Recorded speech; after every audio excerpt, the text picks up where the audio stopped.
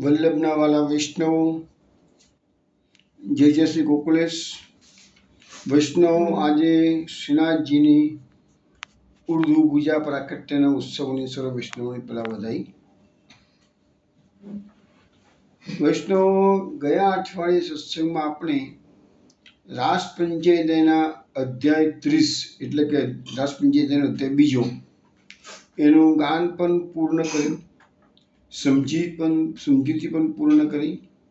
હવે આજે જે આપણે અધ્યાય લેવાના છે એનું આપણે શ્રી ગોપી ગીતની વાત થશે, પરંતુ એ પહેલાં આપણે દશમ સ્કંદના સુબોધજીના મંગલાચરણની 2 કારિકાનું ગાન કરીશું।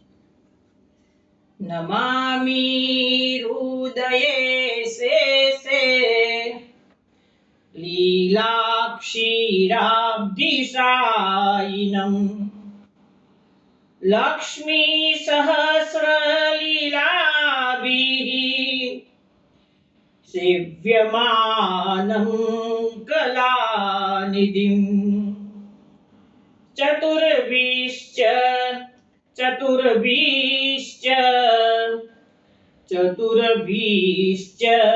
ત્રિભિस्तथा षड्भिर्विराजते योऽसौ पंचधा हृदये मम। વૈષ્ણવ, આજે શ્રાવણ સુધી 5મનો દિવસ શ્રીનાથજીની ઉર્ધ્વ પૂજાનું પ્રાકટ્ય આજના દિવસે થયું હતું। શ્રાવણ મહિનો પુષ્ટિ માર્ગમાં ઘણો અગત્યનો ગણાય, કારણ કે આપણે જેમ જેમ ઉત્સવો આવતા જશે એમ તેમ તેની માહિતી લેતા જઈશું, પરંતુ આ શ્રાવણ મહિનો ઉત્સવોથી ભરપૂર છે। આપણે પ્રથમ ગિરિકંદરામાંથી પ્રગટ થયા પણ આજે બધા વૈષ્ણવને મોકલ્યું છે એ ધૂળ પર જેની પાસે તૈયાર બધા ગાન કરજો, વિનોદાન સાથે બધાએ ગાન કરવાનું છે। શ્રી ગોવર્ધનનાથજીના પ્રાકટ્યનું ધોળ।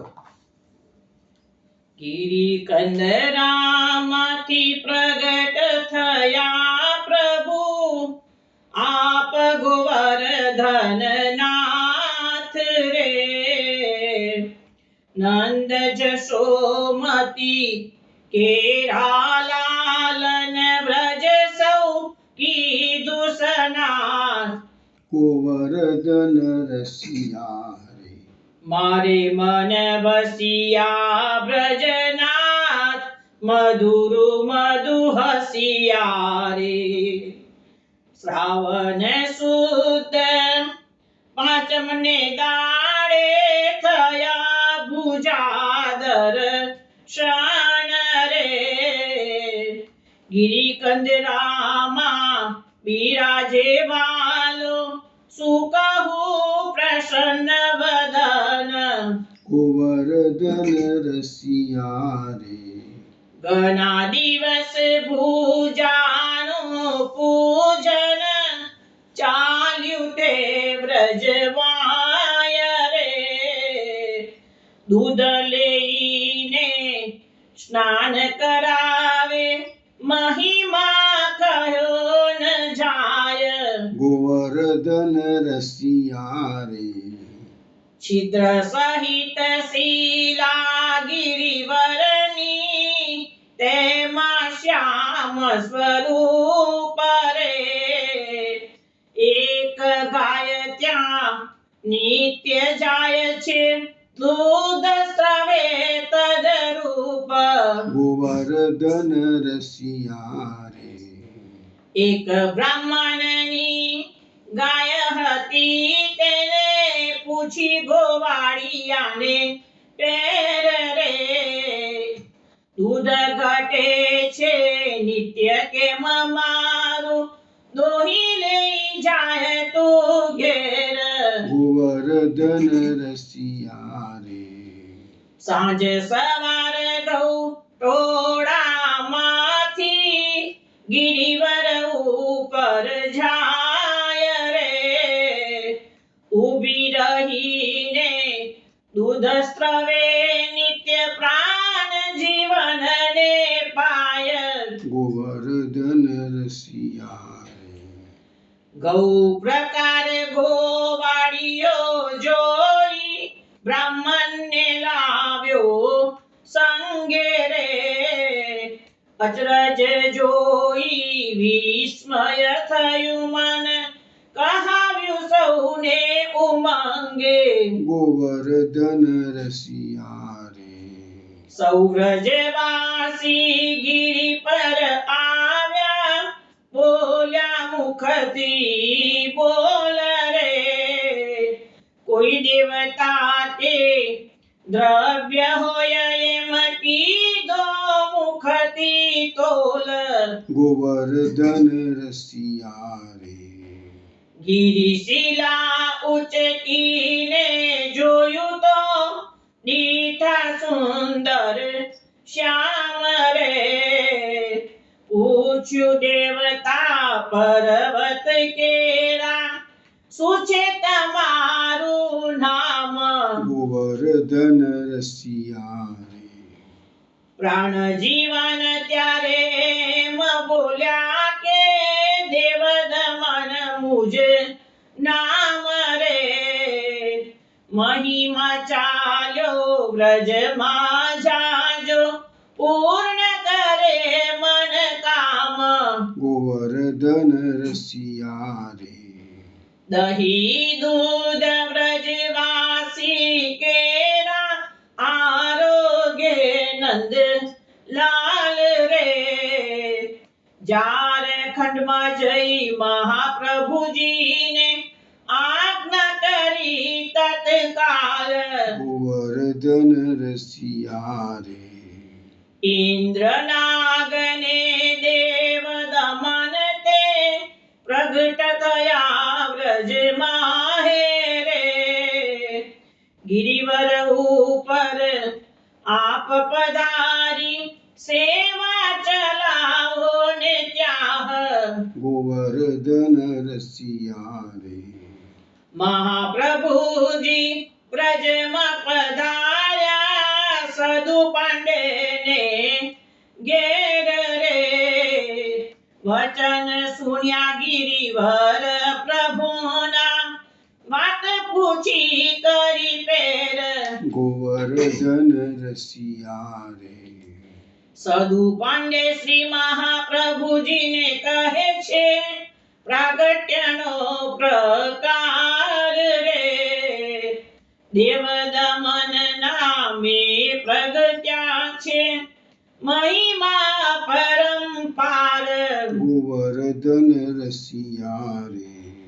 ગિરિવર ઉપર આપ પધાર્યા સામ મળ્યા નિજ નાથ રે અંગો અંગ ભેટી સુખ ઉપન્યું જોટ્યા પછી બે હાથ ગોવર્ધન રસિયા રે ગોવર્ધન ઉદ્ધારણ ધીરનું નામ ધર્યું શ્રીનાથ રે મોર પીછનો મુકટ ધરાવ્યો બંસી લીધી હાથ ગોવર્ધન રસિયા રે પાટે બેસાડીને ભોગ ધરાવ્યો ત્યાંથી પધાર્યા આપ રે નિજ જન મન આનંદ વધાર્યો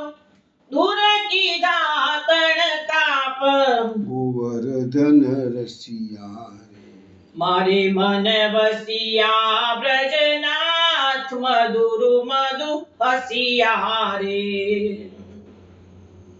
શ્રી ગોવર્ધન નાથ કી જય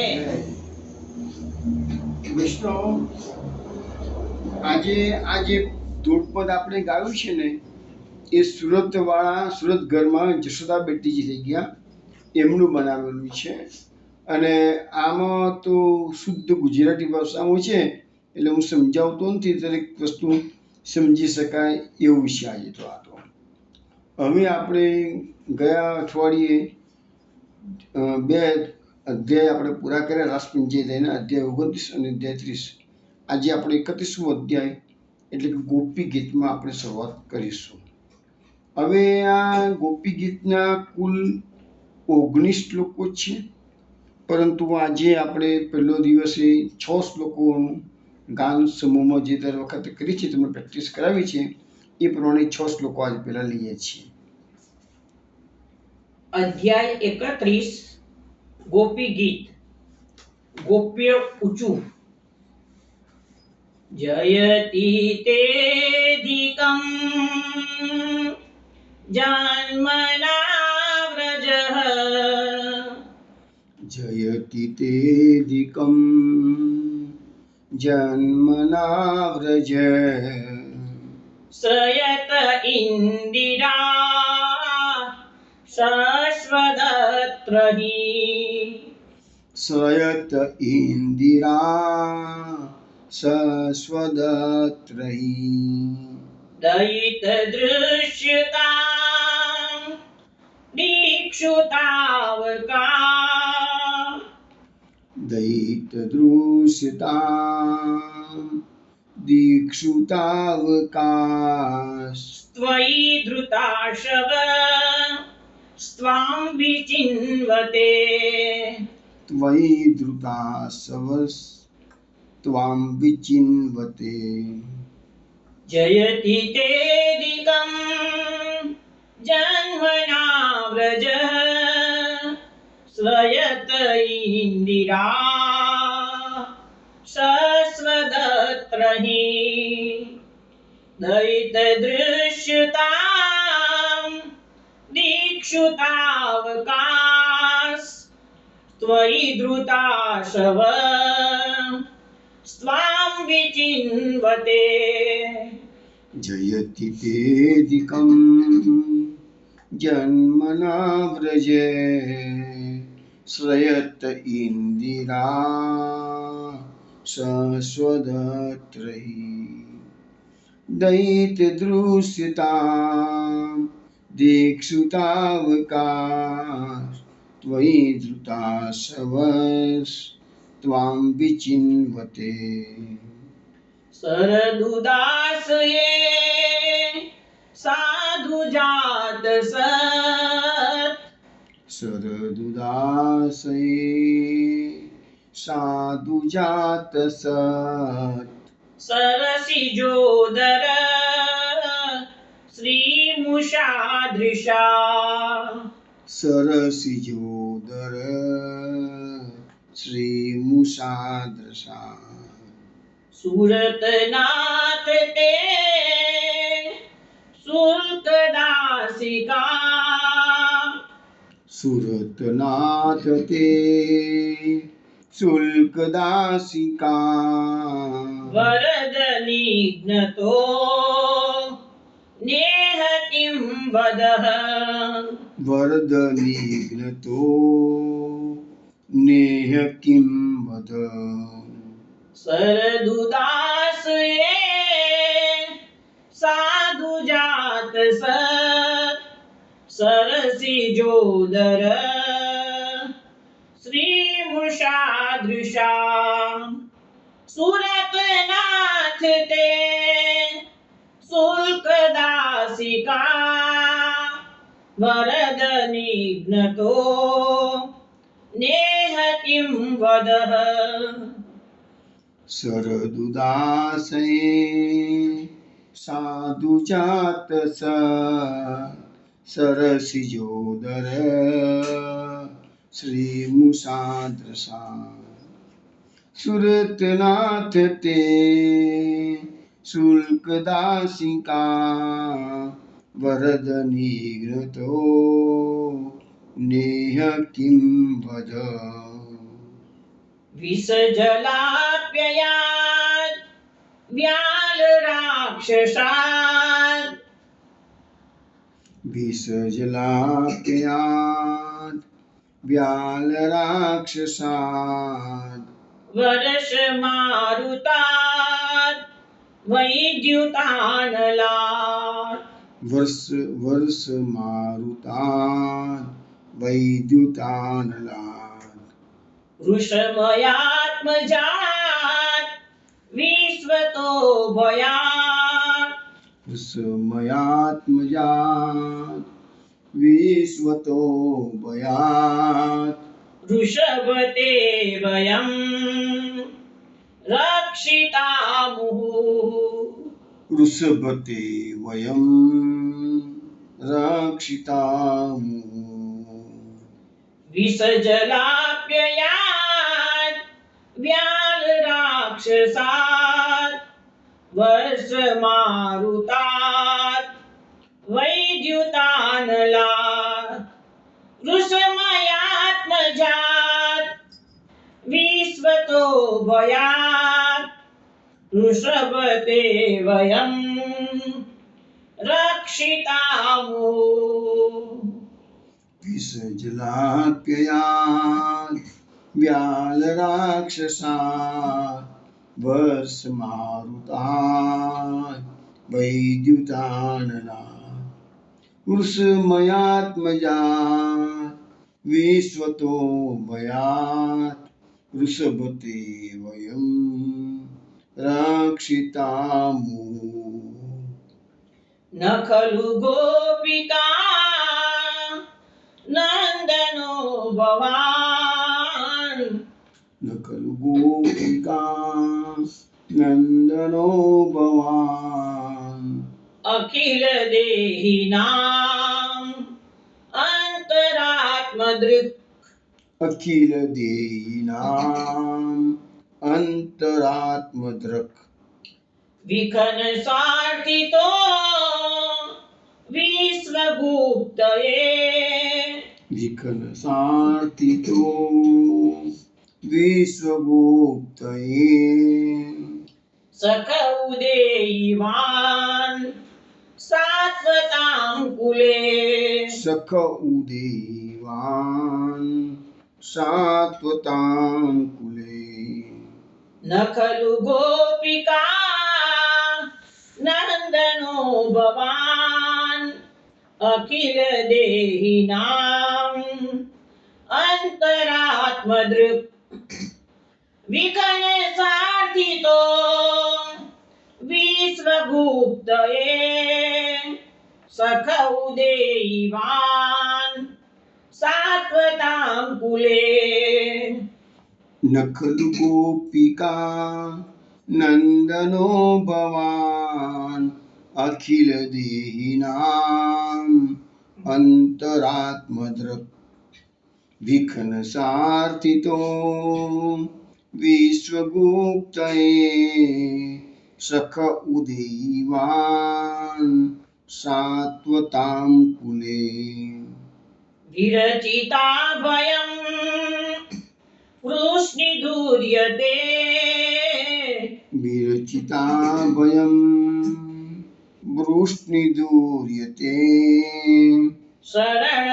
शरणमीयुषां संसृतेर्भयात् शरणमीयुषां संसृतेर्भयात् करसरोरुहां कान्तकामदम् करसरोरुहं कान्तिकामदम् शिरसि देहिनः श्रीकरग्रहम् शिरसि देहिनः श्रीकरग्रहम्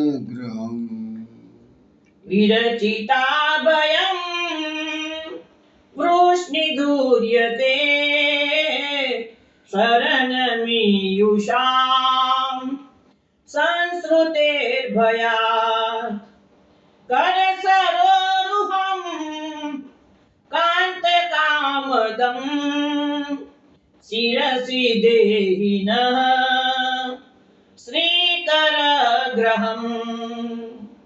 विरचिता भयं वृष्णिदूर्यते शरणमीयुषां संसृतेर्भयात् करसरोरुहं कान्तकामदम् शिरसि देहिनः श्रीकरग्रहम् व्रजजनार्तिहन् वीरयोधराज વ્રજજનાર્દયન વીરયોષિતાં નિજ જન સ્મય ધ્વંસન સ્મિત નિજ જન સ્મય ધ્વંસન સ્મિતા ભજ સખે ભવા કિમ કરીશ્મનો ભજ સકે ભવાન કિંકરીસ્મનો જલરુહાનનમ ચારુદર્શય જલરુવાનનમ ચારુદર્શય વ્રજજનાતિહન વીરયોષિતાં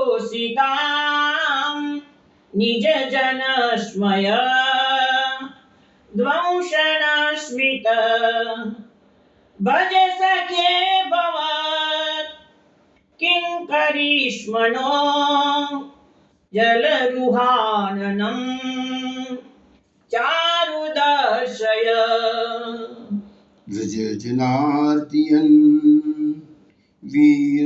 વીરયોષિતાં નિજ જન સ્મય ધ્વંસન સ્મિતં ભજ સકે ભવાન કિંકરીસ્મનો જલરુહાનનમ ચારુદર્શય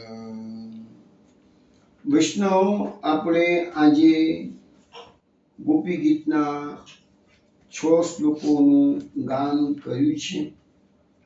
કુલ 19 શ્લોકો છે. હવે આપણે એની સમજૂતી મેળવવાનો પ્રયત્ન કરીએ છીએ.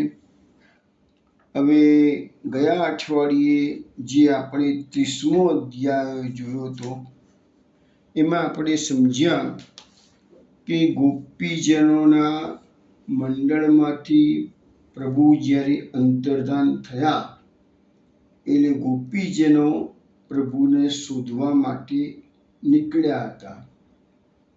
પ્રભુને શોધતા શોધતા વનમાં ઝાડ પાન વૃક્ષ વેલીઓ બધાને પૂછવા લાગ્યા છે. ઉન્મત્ત દશામાં ગોપીજનો આવી ગયા છે. સમયનું શરીરનું કશું ભાન રહ્યું નથી. ગોપીજનો કૃષ્ણમય બની ગયા છે. એવા સમયે ગોપીજનો ભગવાનની લીલાનું અનુકરણ કરવા લાગ્યા. તે લીલાઓ બધી આપણે ગયા અઠવાડિયે 9 શ્લોકોમાં એનું વર્ણન કર્યું. ત્યાર પછી ગોપીજનોને એ જે આવેશ ઉન્મત્ત અવસ્થા હતી એમાં થોડો આવેશ ઓછો થયો. પાછા એ પૂછવા લાગ્યા. હરણાને પૂછે છે, ધરતી માતાને પૂછે છે, વૃક્ષોને પૂછે છે, ફરીથી પૂછવા લાગ્યા છે. એમ સુતા સુતા આગળ જંગલમાં વનમાં ઊંડે જાય છે. ત્યાં એમને ભગવાનને પગલાના દર્શન થયા, ચરણો દેખાયા છે. એટલે તો ખ્યાલ આવી ગયો કે જરૂર પ્રભુ અહીંથી જ આગળ પધાર્યા છે. હવે પગલે પગલે ગોપીજનો આગળ વધી રહ્યા છે. ત્યાં તો પાછા એમને બીજા પગલાના પણ દર્શન થયા. એટલે ગોપીજનો અંદર ડિસ્કશન કરતી નિષ્કર્ષ પર આવ્યા કે જરૂર આપણામાંની કોઈક ગોપીને ભગવાન સાથે લઈ ગયા છે. આગળ જતા જોયું ગોપીજનોએ તો ભગવાનના ચરણો એકલા જ છે અને એ પણ પાછા પંજાનો ભાગ જે છે, એડીનો ભાગ જે છે એ પંજાનો ભાગ છે ખૂપેલો છે, એડીનો ભાગ દેખાતો નથી. એટલે એમને વિશ્વાસ આવ્યો કે અહીંયા જરૂર ભગવાને પેલી ગોપીના માટે ફૂલ ચૂંટ્યા હશે. પછી ગોપીના પગલા દેખાતા બંધ થયા. એટલે એમને એવો અનુભવ કર્યો, ભગવાનના પગલા ધરતીમાં ઊંડા ખૂપેલા જોયા. એટલે એવો અનુભવ કર્યો કે જરૂર એ ભગવાને ગોપીને ખભે બેસાડી દીધી હશે. પણ આ બધા મનના વિચારો છે, મનના મનોરથો છે. વિચારો કરતા ગોપીજનો, એટલે તો કીધું ને કે પુષ્ટિ માર્ગમાં એ ભાવનાત્મક માર્ગ છે. અહીંયા જે કેવી થાય છે એ ગોપીજનોએ કે પ્રત્યક્ષ જોયું નથી, ફક્ત અનુભવ એટલે ફક્ત મનોરથ જ કરે છે કે આવું થયું હશે, આવું થયું હશે, આવું થયું હશે. પણ એમ કરતાં કરતાં આગળ વધે છે. અને પેલી ગોપીની ગયા અઠવાડિયે વાત કરી તે પ્રમાણે ભગવાન એને પણ અભિમાન થયું, એટલે ભગવાન એને પણ તરછોડીને આગળ જાય છે. અને એ ગોપીજનો શોધતા શોધતા પેલી ગોપી જે તરછોડાઈ ગયેલી છે એની પાસે આવે છે. હા નાથ રમણ પૃષ્ઠવાળો શ્લોક ગયા અઠવાડિયે સમજાવ્યો હતો. એ પોકાર કરીને કે જે પ્રભુ સખે દર્શય સન્નિધિ, પ્રભુ નગીત મારા સન્નિધિમાં પ્રકટ થાઓ, મને દર્શન આપો. હવે એ બધા ગોપીજનો ભેગા થઈ ગયા છે અને બધા પેલી ગોપી જેને તરછોડી ભગવાને એને પોતાની અવસ્થાનું વર્ણન કર્યું કે મારો શું પ્રોબ્લેમ થયો હતો. પછી બધા ગોપીજનોને ખ્યાલ આવી ગયો કે આ ગોપીને અભિમાન આવ્યું માટે ભગવાને એને આવી રીતે તરછોડી દીધી છે. તો જરૂર હવે ગોપીજનોને ખ્યાલ આવે છે કે અમે પણ રાસ મંડળમાં અભિમાન કર્યું હતું માટે અમારી આ દશા થઈ ગઈ છે કે છે. હવે બધા ગોપીજનો આગળ વધે છે, પરંતુ ગાઢ વન છે, અંધકાર છે, ત્યાંથી પાછા વળ્યા અને જ્યાં આગળ ભગવાન રાસ મંડળમાંથી અંતર્ધાન થયા હતા એ જમુનાજીના કિનારે આવે છે. હવે આ બધી વાતો આપણે ગયા અઠવાડિયે કરી હતી, શોર્ટમાં કહી દીધી તમને. પણ ગયા અઠવાડિયેથી છેલ્લો એક શ્લોક આપણે જોયો હતો, બહુ અગત્યનો શ્લોક હતો. ગોપીજનોની અત્યારે વિરહની પરાકાષ્ઠા આવી ગઈ છે અને વિરહની પરાકાષ્ઠામાં સુખદેવજી વર્ણન કરતા કહે છે તન મનસ્કાહ તદાલાપાહ તદ વિચેષ્ટાસ તદાત્મિકાહ તદ ગુણાનેવ ગાયંત્યો નાત્મા ગારાની સસ્મરુ. આ વિરહની પરાકાષ્ઠાનો શ્લોક છે. ગોપીજનોની ઉચ્ચતમ અવસ્થા વિરહની, અને એ જ પુષ્ટિમાર્ગનું પરમ તત્વ છે. શું કહે છે એનો અર્થ? કે ગોપીજનો અત્યારે ભગવાનમાં મનવાળા છે. તન મનસ્કાર એટલે મનવાળા છે. તદાલાપા અત્યારે ભગવાનની જ વાતો કરી રહ્યા છે. તદ વિચેષ્ટા એટલે અત્યારે ગોપીજનો એમના ભગવાનની સાથે એમની ક્રિયાઓ બધી ભગવદમય થઈ ગઈ છે. વિચેષ્ટા એટલે કે અનુકરણ કરવું. તદાત્મિકા એટલે એમનો આત્મા અત્યારે ગોપીજનોનો પ્રભુમય થઈ ગયો છે. તદગુણાને એવું ગાયન તો ગોપીજનો અત્યારે માત્ર ને માત્ર પ્રભુના ગુણગાન ગાય છે. અને પછી શું થાય છે? આત્મા ગારાણી સસ્મરુ. ગોપીજનો પોતાના ઘરબારને તો શું, પોતાની જાતને સુદ્ધા પણ ભૂલી જાય છે. તો આ જે વિરહમાં આપણે વૈષ્ણવને આપણને સમજાવવામાં આવે છે યા મહાપ્રભુજી કે તમે એ પ્રકારનો વિરહ કૃષ્ણનો અનુભવો તો તમને પણ આ ઘરબાર છૂટી જાય, પોતાની જાતના દેહ ધર્મો પણ ભૂલી જવાય, અને એ સ્થિતિ જ્યારે આવશે ત્યારે જ પ્રભુ પ્રસન્ન થઈને પ્રકટ થશે. હવે આપણે થોડી વાર પહેલા કીધું એ પ્રમાણે પુનઃ પુલિનમાં અગત્ય કાલિંદ્યા કૃષ્ણ ભાવના સંવિતા જગુ કૃષ્ણમ તદાગમન કાંક્ષિતા. હવે બધા ગોપીજનો જમુનાજીના કિનારા પર આવી ગયા છે અને તદાગમન કાંક્ષિતા પ્રભુના પધારવાની આકાંક્ષાવાળા એ બધા ભેગા થઈ ગયા છે અને ગોપી ગીતનું ગાન શરૂ કરે છે. હવે આ જે 30મો અધ્યાયની મેં તમને ફરીથી વાત થોડી રિપીટ કરીને જેથી આપણે અનુસંધાન મેળવી લઈએ. મહાપ્રભુજીએ આ 30મા અધ્યાયના અંતમાં 2 કારિકાઓ મૂકી છે, આપણે જરા જોઈ લઈએ. શ્રી કૃષ્ણ ગોપિકા તત્ર દ્વિવિધા નવધા ગુણે સમુદાયન ભિન્નાવા ગત ગર્વા અસાધના. એક કારિકા. બીજી કારિકા હરેર ગાન પ્રિયમ મત્વા જીવનાર્થમ અપી પ્રિયા સ્વ સર્વ સંદિતાતુ ગીતા જગુર નાના વિધે ગુણે. હવે આ બે કારિકાઓ જે કહી એના અર્થ એવા થાય છે કે યમુનાજીના કિનારે શ્રી કૃષ્ણના માટે ગોપીઓ ભેગી થઈ. એ બે ગોપીઓ ભેગી થઈ એ બે પ્રકારની ગોપીઓ હતી. આપણે બધાને ભાગવતમાં આવો કોઈ ઉલ્લેખ નથી કેટલા પ્રકારની ગોપીઓ છે, પરંતુ મહાપ્રભુજી સુબોધનીજીમાં આનો ઉલ્લેખ કર્યો છે કે ગોપીઓ છે એ શ્રુતિ રૂપા છે અને ઋષિ રૂપા છે. આ એક શબ્દ આવ્યો. શ્રુતિ રૂપા ગોપીઓ માટે બીજો શબ્દ વપરાયો છે અન્ય પૂર્વા, અને ઋષિ રૂપા ગોપીઓ માટે બીજો શબ્દ વપરાયો છે અનન્ય પૂર્વા. એટલે અન્ય પૂર્વા કે અનન્ય પૂર્વા શબ્દ બોલીએ એટલે માની લેવાનું કે આ ઋષિ રૂપા અને ગોપી શ્રુતિ રૂપા માટે જ વપરાયેલું છે. બીજું અનન્ય પૂર્વા માટે બીજો પણ એક શબ્દ વપરાયો છે કુમારિકાઓ. અન્ય પૂર્વા એટલે શું છે કે આની પહેલા અન્યની એ થઈ ચૂકી છે, નામ અન્ય પૂર્વા. અને અનન્ય પૂર્વા એટલે શું છે કે આની પહેલા અન્યની થઈ નથી, એટલે એ કુમારિકાઓ કહેવાય. કુમારિકાઓ કહો, અનન્ય પૂર્વા કહો કે પછી ઋષિ રૂપા ગોપિકાઓ કહો, સરખું જ છે. હવે મહાપ્રભુજી એવું સમજાવે છે કે મુખ્યત્વે બે પ્રકારની ગોપીઓ, અને દરેક ગોપીના પેટા પ્રકાર જોવા જઈએ તો રાજસ, તામસ અને સાત્વિક. તો એમ થઈને અને એના પાછા રાજસ સાત્વિક, રાજસ તામસ એમ કરીને ટોટલી 9 પેટા પ્રકાર થયા. હવે બે પ્રકારની ગોપીઓ અને 9 પેટા પ્રકાર, તો 9 દુ 18 થઈ ગયા કે ના થઈ ગયા? 18 થયા. અને એક નિર્ગુણ ગોપી.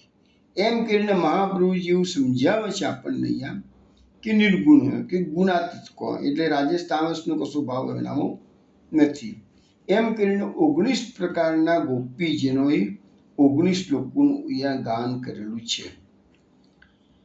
ભગવાન અંતર્ધાન થઈ ગયા એટલે ગોપીજનોનો ગર્વ તો નષ્ટ થઈ ગયો હતો. પહેલા તો એ વાત આવી આપણને કે ભાઈ એમને પોતાનો દોષ ખબર જ નથી કે ભાઈ ભગવાન અંતર્ધાન કેમ થયા. પણ થોડા વખત પછી એમને ખ્યાલ આવ્યો, ગઈકાલે ગયા અઠવાડિયે આપણે જોઈતું ના વાતનું કે ભગવાનની કૃપા થાય તો જ સ્વદોષનું ભાન થાય. નહીં તો માણસને ખબર જ નથી પડતી કે હું ભૂલ કરી રહ્યો છું કે હું જે કહું છું બધું બરાબર છે. મોટા ભાગે લોકો એવું જ માનતા હોય અમે જે કરીએ બરાબર જ છે. તો એ જે દોષ છે એ સ્વદોષનું ભાન ભગવાનની કૃપા હોય તો થાય. અહીંયા ગોપીજનોને શોધવા નીકળ્યા પણ ખબર નથી કે અમે શું ભૂલ કરી છે. પણ પછી ભગવાનની કૃપાથી સમજણ પડી ગઈ ભાઈ અમે આ રીતે ભૂલો કરી, અભિમાન કર્યું માટે. હવે એ અભિમાનને દૂર કરવા માટે શું કરવું પડે? તો અભિમાનનો વિરુદ્ધમાં છે દીનતા. હવે એ દીનતાથી હવે એ શોધવા નીકળ્યા પ્રભુને શોધતા પણ પાછા નિષ્ફળતા પ્રાપ્ત કરી છે. એટલે શું થયું? નિસાધન. જ્યાં શોધવા નીકળ્યા છે એ સાધન થઈ ગયું. આને પૂછે, પેલાને પૂછે છે આવું કરીશું તો પ્રભુ મળશે, તો એ સાધન થઈ ગયું. અને પુષ્ટિ માર્ગ કેવો છે? નિસાધન દૈવી જીવન માર્ગ છે. હવે જ્યારે ગોપીજનો શોધવામાં નિષ્ફળ ગયા, બધું જ સાધન એમને પડતું મૂક્યું, વીરની પરાકાષ્ઠા આવી, હવે દીનતાની પરાકાષ્ઠા આવી, અને દીનતાની અંદર પછી જે ગાન થયું છે એનું નામ આ ગોપી ગીત. હવે વૈષ્ણવ આ ગોપી ગીત જે છે ને એ પંચગીતમાં પણ આવે છે અને રાસ પંચાધ્યાયીમાં પણ આવે છે. આપણે પંચગીત, ભાગવતના પંચગીત બહુ અગત્યના ગણાય છે. એનું આપણે ઓલરેડી 21મા અધ્યાયમાં વેણુ ગીત આપણે લઈ લીધું. અત્યારે આપણે 31મા અધ્યાયમાં ગોપી ગીતની વાત હવે કરીશું. 35મો અધ્યાય આવશે એટલે યુગલ ગીતની વાત કરીશું. અત્યારે આપણે રાસ પંચાયતની વાત કરીએ છીએ.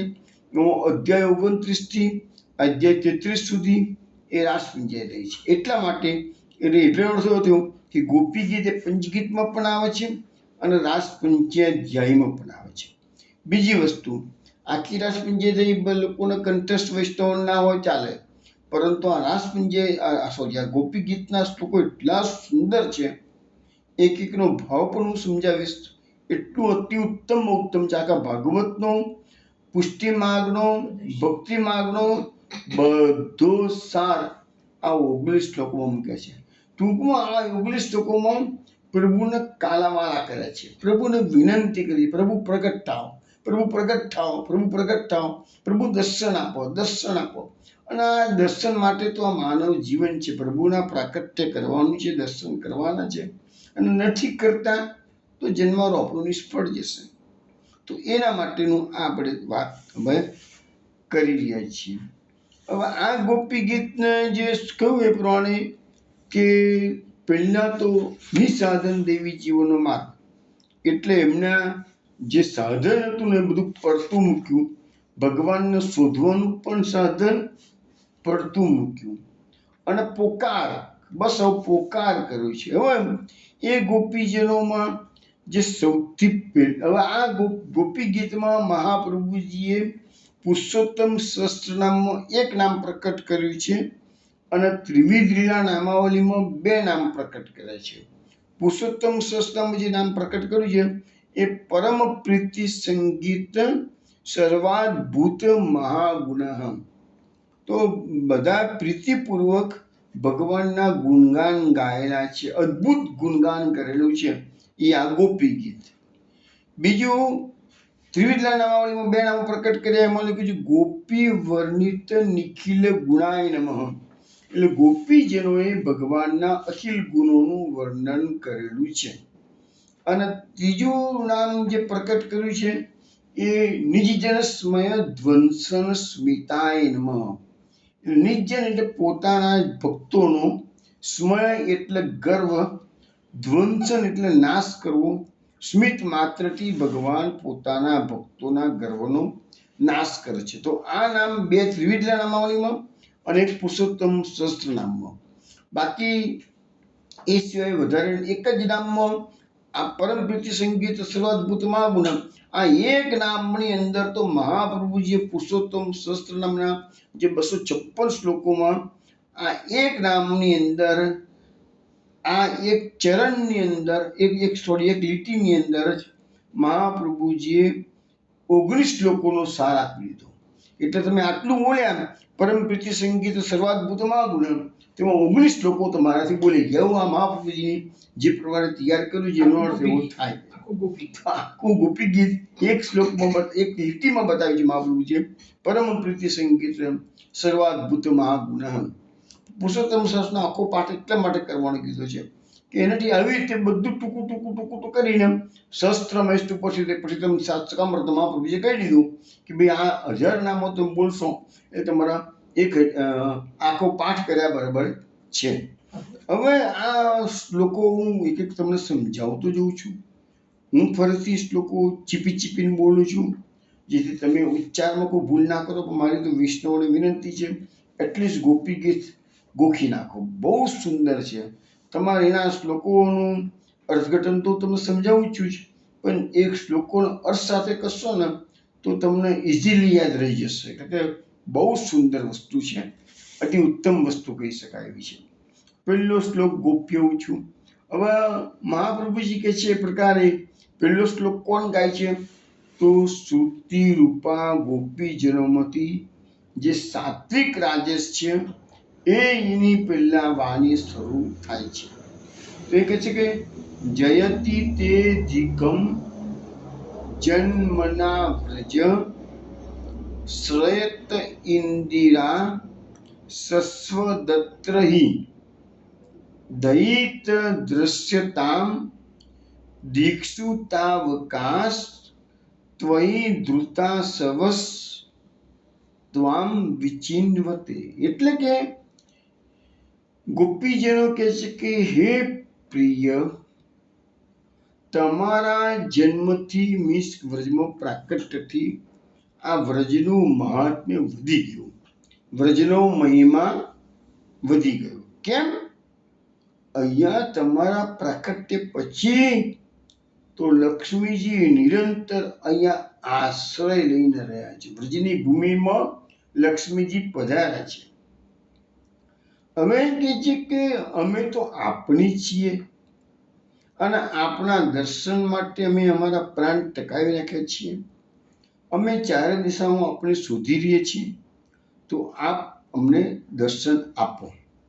હવે કહે છે કે અહીંયા આ ગોપી ગીતના દરેકે દરેક શ્લોકમાં પ્રભુને જે સંબોધન કરવામાં આવ્યું છે એ વિલક્ષણ છે. તમે જોજો અહીંયા શબ્દ વાપર્યો છે દયિત.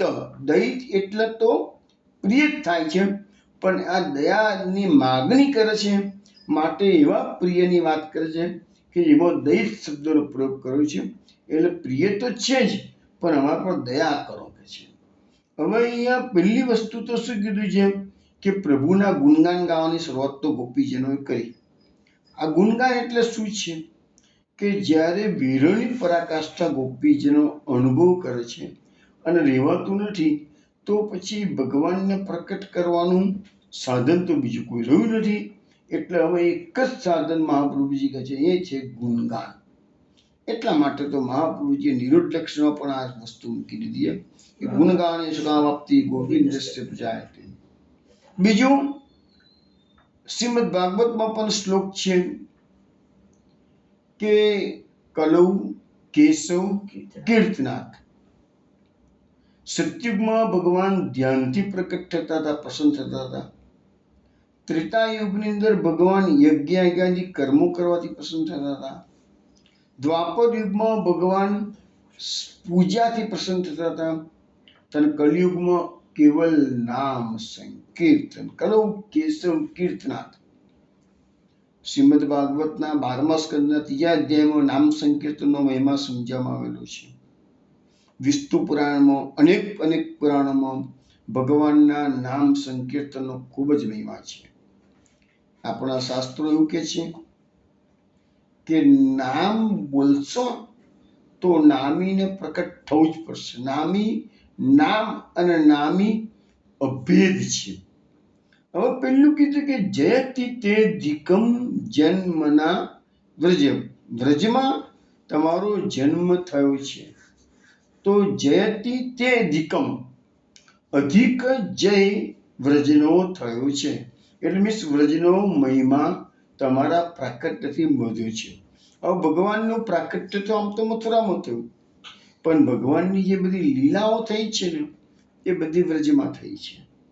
એટલે ભગવાનનું પ્રાકટ્ય થયું અને પછી સ્વર્ગાદિક દેવોને જેમ જેમ ખબર પડવા મળી કે ભાઈ આ પ્રભુની અનેકવિધ લીલાઓ થઈ રહી છે, તો બધા દેવો ત્યાં આગળ ભગવાનના વારંવાર દર્શન કરવા માટે વ્રજમંડળમાં પધારતા હતા.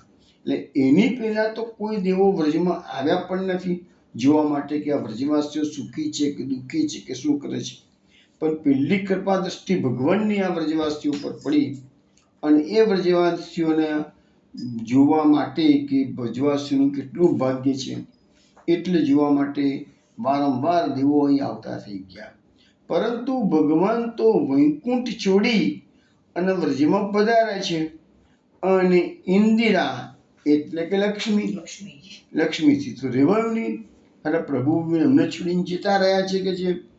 એટલે શ્રેયત ઇન્દિરા. શ્રેયત એટલે આશ્રય લીધો છે વ્રજમાં આવીને કે પ્રભુ પધાર્યા છે અને ક્યાંક મને સેવાની તક આપી દે, એ આશાએ સેવા મને કરવા મળે એ આશાએ એને વ્રજનો આશ્રય કર્યો છે. એટલું જ નહીં, શશ્વત અત્ર હિ, કાયમ માટે અહીંયા રહી ગયા લક્ષ્મી. આજે પણ લીલી પરિક્રમા તમે કરો તો બેલવનની અંદર આજે પણ મહાલક્ષ્મી માતાનું મંદિર છે.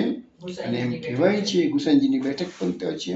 અને એવું કહેવાય છે કે લક્ષ્મીજી અહીંયા વ્રજરસની પ્રાપ્તિ માટે તપસ્યા કરી રહ્યા છે. હવે આ ગોપીજનો વિરહની અંદર એટલા બધા ઉન્મત્ત થઈ ગયા હતા કે એમના પ્રાણ ગમે ત્યારે નીકળી જાય. પરંતુ કહે છે કે પ્રભુ અમે તમારા માટે અમારા પ્રાણ ધારણ કરી રહ્યા છીએ, પ્રાણને ટકાઈ રાખીએ છીએ. પ્રભુને અમારા પ્રાણ નીકળી જાય તો પછી અમારો કષ્ટ દુઃખી થઈ જાય કે છે.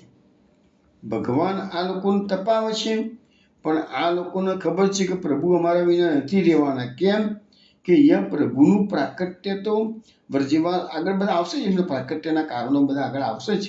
વ્રજજનાર્થિયન વીર યોષિતામ્ય શબ્દ આવશે જ કે વ્રજવાસીઓના દુઃખો દૂર કરવા માટે તો પ્રભુનું પ્રાકટ્ય છે. હવે એ ગોપીજનો જો પહોંચી જાય, પ્રાણ ત્યાગ કરી દે, તો પછી પ્રભુનો મહિમા તો કોણ ગાશે પછી? એટલે કે છે કે અમે તમારા માટે અમારા પ્રાણ તૃષા સવ, એટલે અમે તમારા પ્રાણ અમે ટકાવી રાખ્યા છે તમારા માટે કે છે, અને તમે અમને દર્શન આપો કે છે. હવે અહીંયા શું છે કે આ સાત્વિક રાજસી ગોપી ભગવાનને પ્રાર્થના કરે છે કે ભગવાનના પ્રાકટ્યથી વ્રજનો ઉત્કર્ષ થયો છે, અને વૈકુંઠ કરતાં પણ હવે તો વ્રજભૂમિનું મહાત્મ્ય વધ્યું છે. એટલા માટે તો દયારામભાઈએ ગાયું છે કે વ્રજ વાલું રે વૈકુંઠ નહીં આવું, ત્યાં તો નંદ કુંવરે ક્યાંથી લાવું રે. અને આપણે ભાગવતમાં પેલા આવી ગયું છે કે વૈકુંઠના દર્શન નંદરાયજીને વ્રજવાસીઓને કરાય છે, તો બધાને નથી ગમ્યું કે પ્રભુ એના કરતાં તો અમારું લાલો જે સખા છે ને એ તો વળી વ્રજમાં ઐશ્વર્ય છે, પ્રેમ નથી. સોરી, વૈકુંઠમાં ઐશ્વર્ય છે, પ્રેમ નથી, અને વ્રજની અંદર તો પ્રેમ છે. એટલે સખાઓ કીધું બી અમને પાસે જતા રહે, અમારે અહીંયા રહેવું નથી કે છે. ત્યાં તો નંદકુંવર ક્યાંથી લાવું, ત્યાં તો રાજાધિરાજ છે કૃષ્ણ વૈકુંઠમાં. એટલે હવે ભગવાનને વૈકુંઠ કરતાં પણ વ્રજ વધારે વાલું છે કે છે. બીજું, વૈકુંઠમાં વેદો ભગવાનનું ગાન કરે છે, તાના વ્રજમાં તો ભગવાન સ્વયં વેણુનાદ કરીને વ્રજ ભક્તોને બોલાવે છે. બીજું શું છે કે વૈકુંઠમાં તો બધા દેવો કે બીજા બધા મહાત્માઓ ભગવાનની સેવાઓ કરે છે. લક્ષ્મી શસ્ત્ર સેવા બી શિવી માનમ કલાનિધિ, તો એ બધા તો વ્રજમાં વૈકુંઠમાં તો ભગવાનની સેવા બધા કરે છે. જ્યારે વ્રજમાં તો પ્રભુ ભક્તોનો વશ થઈ જાય છે, અને ભક્તો કેમ પ્રભુને નાચવું પડે છે. અને એટલા માટે કહે છે કે પ્રભુના પ્રાકટ્યથી વ્રજનો ઉત્કર્ષ વધ્યો છે. એક ભક્ત કવિએ તો એટલે સુધી કહી દીધું કે જા દિન તે હરિ ગોકુલ પ્રકટે દિન દિન હોત કલ્યાણ. આ પ્રભુનું જ્યારથી ગોકુળમાં પ્રકટ થયું છે તો બધાનું કલ્યાણ કરવા માટે પ્રભુ પધારેલા છે. બીજા એક ભક્ત કવિએ એમ કહ્યું કે વંદરાવન વૈકુંઠ દોઉં તોળે હરિદાસ, ભારી સો ધરતી રહ્યો હલકો ગયો આકાશ. એમ કે છે કે બે જણની તુલના કરવા મળી, વ્રજ મોટું કહેવાય કે વૈકુંઠ મોટું કહેવાય કે છે. બેનું તુલના કરવા મળી. તાજવા લઈને તોડવા બેઠા તો ભારી વસ્તુ તો નીચે જ આવે ને કે છે. એટલે વંદરાવન એટલે કે વ્રજ એ નીચે રહ્યું, એટલે પૃથ્વી પર રહ્યું, અને હલકું હતું વ્રજ વૈકુંઠ તો ઉપર જતું રહ્યું. આવી એક કલ્પના કોઈ ભક્ત કવિએ કરી છે. બીજું, આપણા સુરદાસજીએ પણ વ્રજનો મહિમા ગાતા ગાતા જે નંદ મહોત્સવનું પદ આપણે ગાઈએ, વ્રજ ભયોમાં કે પોતીમાં છેલ્લી લીટીમાં શું કહે છે? તબતા દિન તે વે લોક સુખ સંપત્તિ ના તજે, સુની સુર સબન કી અંગતિ જે હરિ ચરણ ભજે. એટલે કે તબતા દિન તે વે લોક એટલે કયા દિવસથી? પ્રભુનું પ્રાકટ્ય થયું તે દિવસથી વ્રજવાસીઓને સુખ સંપત્તિ ભરપૂર મળી ગયા છે. ત્યાગવાનો વારો થયો નહીં. લક્ષ્મીજી નિત્ય નિરંતર નિવાસ કરીને રહ્યા છે. લક્ષ્મીજી બધાનો પડ્યો મનમાં ઈચ્છા થાય અને ત્યાં તો હાજર થઈ જાય. લક્ષ્મીજી એટલું બધું સુખ સમૃદ્ધિ વ્રજમાં ભગવાન આપી દઈએ. અને સુરદાસજી શું કહે છે કે સુની સુરસ બનકીય ગતિ. એવું નથી કે વ્રજવાસીઓને ઉત્કર્ષ થયો છે, બધાની ભક્તોની આ જ ગતિ છે. કયા ભક્તો? જે હરિ ચરણ ભજે. તો તમે જો શ્રી હરિના ચરણોનું ભજન કરશો તો વ્રજવાસીઓનો ઉત્કર્ષ થયો છે. લક્ષ્મીજી નિત્ય નિરંતર નિવાસ કરી રહ્યા છે. એવી રીતે લક્ષ્મીજી ભગવાનની તો સેવા કરે છે, ભગવાનના ભક્તોની સેવા કરી લક્ષ્મીજી ધન્ય થઈ જાય છે. હવે આપણે આ વ્રજના ઉત્કર્ષની વાત કરી રહ્યા છીએ, તો મહાપ્રભુજીએ પરિવૃદ્ધાષ્ટકમાં પણ એક સુંદર શ્લોક કયો છે, એ વિનોદા ગાન કરી તમને સમજાવું છું. समायाते स्वस्मिन् सुरनिलय साम्यं गतवती व्रजे वैशिष्टं यो निजपदगताब्जाङ्कुशय वै अकार्षित् तस्मिन् मे यदुकुलसमुद्राशितमनौ रति प्रादुर्भावो भवतु सततं श्री परिवृढे. પરિવૃદ્ધાષ્ટક મહાપ્રભુજીનું બનાવેલું અષ્ટક છે. એના બીજા નંબરનો શ્લોકનું વિનોદાએ ગાન કર્યું છે. એમાં મહાપ્રભુજી કહે છે કે હે પ્રભુ, આપણા વ્રજમાં પધારવાથી વ્રજભૂમિ તો દેવોના સુર નિલય, નિલય એટલે રેઠાણ, સુર એટલે દેવો, દેવોના રેઠાણ, દેવોનું જે ધામ છે એના સમાન બને. કેમ? આમ તો જોવા જઈએ તો એનો ઉત્કર્ષ તો દેવોના ધામ કરતા વધારે છે. અને દેવોનું ધામ તો સ્વર્ગ, પણ અહીંયા તો આપણા ભક્ત કવિઓ તો વૈકુંઠ કરતા પણ વ્રજના મહાન ગણા છે, તો પછી સ્વર્ગની વાત જ ક્યાં કરવાની રહી. મહાપ્રભુજી કહે છે કે દેવોનું ધામ એટલા માટે કીધું છે કે દેવોની અમર જવર વધી ગઈ છે. ભગુની સેવાની તક મળે કે રાહ જોઈને બેઠા છે બિચારા. બ્રહ્મા, શંકર, ઇન્દ્ર, ચાર કઈ તક મળી પ્રભુની સેવા કરવાની તો ચૂકવી નથી કે છે, એટલે દેવોનું ધામ એને કહેવામાં આવ્યું છે. અને ભગવાનને તો વ્રજનું મહાત્મ્ય વધારવું છે, એનો ઉત્કર્ષ કરવો છે. અને વ્રજ એ ઠાકોરજી નિત્ય લીલા. બીજું કે એવું નથી કે 11 વર્ષ લીલા થઈ ગયા, આજે પણ વ્રજ મંડળમાં એ નિત્ય લીલા ચાલુ જ છે. અને અત્યારે આપણે વંદરાવનનું અલૌકિક મહાત્મ્યની બધી હું દર રવિવારે થોડું થોડું મૂકતો ગયો. તસવીરમાં 9 ભાગ આવી ગયા છે. એમાં સુપ્પા નામની જે છોકરી છે એ કળિયુગની આજકાલની વાત છે. આજે પણ એ સુપ્પાબેન વંદરાવનમાં છે, આજે પણ છે. અને એમને મહારાષ્ટ્રના દર્શન થયેલા છે. આપણે મહારાષ્ટ્રનો અત્યારે અધ્યાય આપણે લીધો છે, રાજપંચે રહી તો એ આગળના બધી હું હજુ 12 ભાગમાં ટોટલી 9 ભાગ મૂક્યા છે. હજુ બીજા 3 ભાગ આપશે. ના વાંચ્યા હોય તો ગ્રુપમાં તમે વૈષ્ણવ વાંચી લેજો. આજે પણ આ લીલા વ્રજમંડળમાં ચાલે છે. એની સાબિતી એ બેનને દર્શન થયા છે અને એમને ભગવાનની દિવ્ય દેહની પ્રાપ્તિ કરાવી છે. ભૂખ, તરસ, શોક, મોહ, નિદ્રા, ઠંડી, ગરમી કશું એમના દેહને લાગતું નથી. પણ એ બેન કોઈને દર્શન આપતા નથી, અદ્રશ્ય રીતે રહે છે, કોઈને મળતા નથી, પણ લીલામય જીવન જીવે છે. એટલે આજે પણ વ્રજમાં નિત્ય લીલા ચાલુ છે. પોતાના ચરણ કમળના જે ચિહ્નો અહીંયા લખ્યું છે, નીચે પદ ગતાબ્જાંકુશ અવય, એટલે કે જે આપણે ચરણ અબ્જ એટલે કમળ, પછી અંકુશ, યવ, એ બધા ચિહ્નોથી આ વ્રજભૂમિ વિભૂષિત થયેલી છે. આજે પણ તમે જુઓ તો ચરણ પહાડીમાં ભગવાનના ચરણ ચિહ્ન આજે પણ દર્શન થાય છે. નંદગામમાં ચરણ પહાડી છે, કામવનમાં ચરણ પહાડી છે, બઠેનમાં ચરણ પહાડી છે. બધે ભગવાનના ચરણ ચિહ્નો આજે પણ તમને દર્શન તો થાય છે કે છે.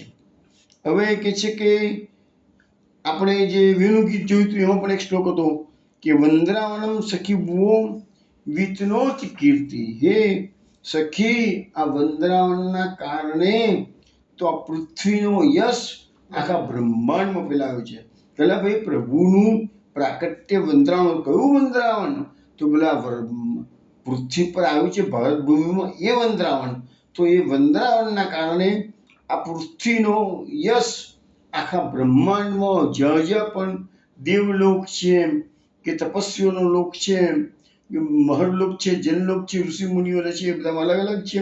તો બધી જગ્યાએ આની ચર્ચા ચાલી રહી છે. ઓહો, આજે કૃષ્ણનું પ્રાકટ્ય થઈ ગયું છે, આખા જગતના નાથનું, અખિલ બ્રહ્માંડ નાયકનું પ્રાકટ્ય થઈ ગયું છે કે છે. તો એ રીતે લોકો વંદરાવનના કારણે પૃથ્વીનો યશ વિસ્તારી રહ્યા છે કે છે. તો એ આ પહેલા શ્લોકનો અર્થ કર્યો છે. હવે આપણે બીજા શ્લોકમાં જઈએ છીએ. શરદુદાસએ સાધુજાત સત સરસિજોધર શ્રી મુસાદ્રસા સુરતનાથ તે શુલ્ક દાસિકા વરદ નિઘ્નતો નેહ કિમ વધ. હવે અહીંયા ગોપીજનો ભગવાનને જે સંબોધન કરે છે ને એમાં સુરતનાથ કે છે, અને બીજું સંબોધન કર્યું છે વરદ. વરદ એટલે વરદાન આપનાર, અને સુરતનાથ એટલે રસેશ્વર. પ્રભુ અનેક અનેક રસના અધિપતિ છે. નંદાજીએ જે રાસપિંજય લખી છે એમાં લખ્યું છે કે વિહરતી અવિરુદ્ધ યુદ્ધ સુરતી રસ સાગર. સુરતી રસ સાગર, યા સુરતનાથ શબ્દનો પ્રયોગ કર્યો છે. નંદાસજીએ સુરતી રસ સાગર શબ્દનો પ્રયોગ કર્યો છે. સુરતી રસ સાગર એટલે સુંદર સુંદર રતિઓના રસના પણ પ્રભુ સાગર છે. એટલે આનો અર્થ એવો થાય આ શ્લોકનો, હે સુરતાના સ્વામી, રસના સ્વામી, હે વરદાન આપનાર, શરદ ઋતુના સરોવરમાં સારી રીતે ઉગેલા જે કમળો હોય અને એના જે ગર્ભની સુંદર શોભા હોય, એ ભગવાન તમે તમારી દ્રષ્ટિ માત્રથી એ શોભા હરી અને તમારી દ્રષ્ટિ કેવી સુંદર સુંદર શોભામાન. આપણે એમના નેત્ર કમળ કહીએ છીએ. ભગવાનના નેત્રમાં કમળની શોભા હરી લીધી છે ભગવાને કહે છે. અને એ નેત્રથી ભગવાન ગોપીજનો પર દ્રષ્ટિ કરે છે. તો એ દ્રષ્ટિથી એવી કરે છે કે ગોપીજનો વિચલિત થઈ જાય છે. એટલે કે એમ કે છે કે નેહટ કિમ વધ, તો શું તમે આ અમારો વધ નથી કરતા? કારણ કે અમે તો બધું ગરબા તમારી દ્રષ્ટિ માત્રથી અમે અમારા ગરબાને ભૂલી ગયા છીએ, અમે અમારી જાતને ભૂલી ગયા છીએ. તો અમે તો મરવાના જે મરણ તો હાલતમાં મૂકી ગયા, કારણ કે તમે તો અત્યારે અમને વીરની પરાકાષ્ઠા લઈને અમારા પ્રાણ જવાની તૈયારીમાં છે કે છે. તો શું આ તમે અમારી આવી તો દ્રષ્ટિ અમારા પર કરો છો, તો શું એ વધ નથી? એમ કે નેહ કિમ વધ, ન ઇહ કિમ વધ.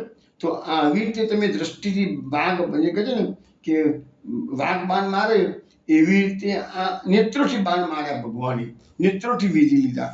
એટલા માટે તો એક ભક્ત કવિએ કીધું છે કે આલી સાવરે કી દ્રષ્ટિ માનો પ્રેમ કી કટારી હૈ, લાગત બેહાલ ભઈ તનકી સુધી બુધી ગઈ. ભગવાનની દ્રષ્ટિ જેના પર પડે એની શુદ્ધ બુદ્ધ એ ખોઈ નાખે છે. જબ તે દ્રષ્ટિ પરે મનમોહન તબ તે વિસર્યો ગયા આવે છે ને, જબ કે દ્રષ્ટિ પર્યો મનમોહન તબ તે વિસર્યો ગયા. ભગવાનની દ્રષ્ટિ પડે એટલે ઘરબાર બધું ભૂલાઈ નાખે છે. તન મન વ્યાપો પ્રેમ માનો મતવારી હૈ, પ્રેમ કી કટારી હૈ. એટલે દ્રષ્ટિથી જ ભગવાન પ્રેમની કટારી મારે છે કે છે. હવે અહીંયા કહેવામાં આવે છે કે ભગવાનની દ્રષ્ટિ માર્ગ કેમ બની? તો કમળની શોભાને ચોરનારી છે. હવે ભગવાનનો જે ચોરવાનો સ્વભાવ છે એની વાત પણ અહીંયા આપણને મહાપ્રભુજી સમજાવે છે કે જે ભગવાને પેલા સરોવરમાં શરદ ઋતુમાં કમળો તો શોભા સુંદર છે કે છે, પણ એ શોભાને ભગવાને દ્રષ્ટિ માત્રથી ચોરી લીધી છે. કે ભગવાનને પહેલેથી ચોરી કરવાની ટેવ પડી ગયેલી છે કે છે. એટલે કે છે કે હવે જે ચોર હોય ને એનામાં બધા બીજા બધા દુર્ગુણો પણ આવવાના કે છે. એટલે મહાપ્રભુજી કહે છે એનામાં હિંસાનો ગુણ પણ આવી જ જવાનો. ચોરને ચોરી કરતા કરતા વચ્ચે જો કોઈક આવી ગયું તો એને પોતાનું હથિયાર લઈને આવ્યો હોય તો મારી પણ નાખે કે છે. એટલે ચોરી કરનાર તો ચોરી તો ગુનો કરે છે, પણ સાથે સાથે હિંસા પણ કરતો હોય કે છે. ચોરી કરવામાં જે કુશળ હોય એ મારવામાં પણ ઉસ્તાદ હોય છે કે છે. તો અહીંયા ગોપીજન કહે છે તમે તો પેલા કમળની ચોરી તો કરી લાયા સુંદરતાથી કે છે, પણ એ જ આંખોથી તમે અમારો વધ કરી રહ્યા છો. હવે અમારું ચિત્ત ચલાયમાન થઈ ગયેલું છે કે છે. તો શું આ વધ નથી?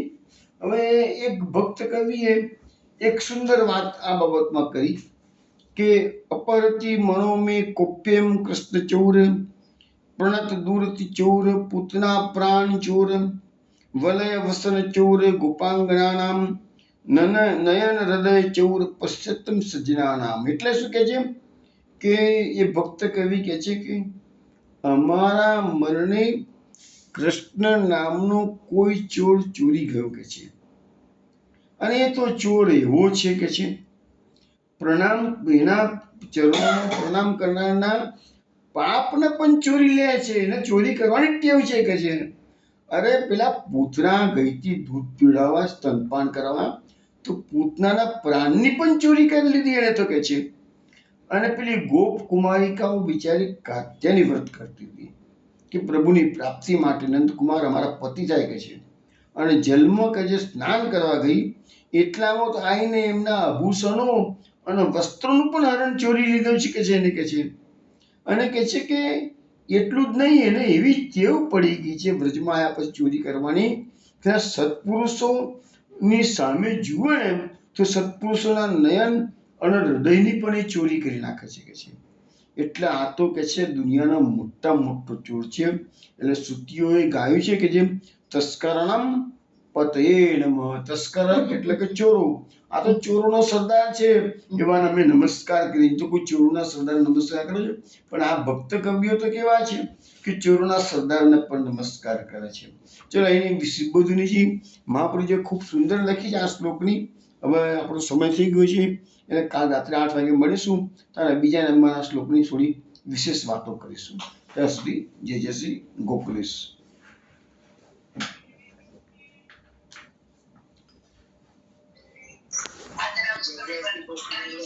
વધાઈ જય શ્રી વિષ્ણુને વધાઈ. જય શ્રી ગોકુલેશ. જય શ્રી ગોકુલેશ. જય શ્રી ગોકુલેશ.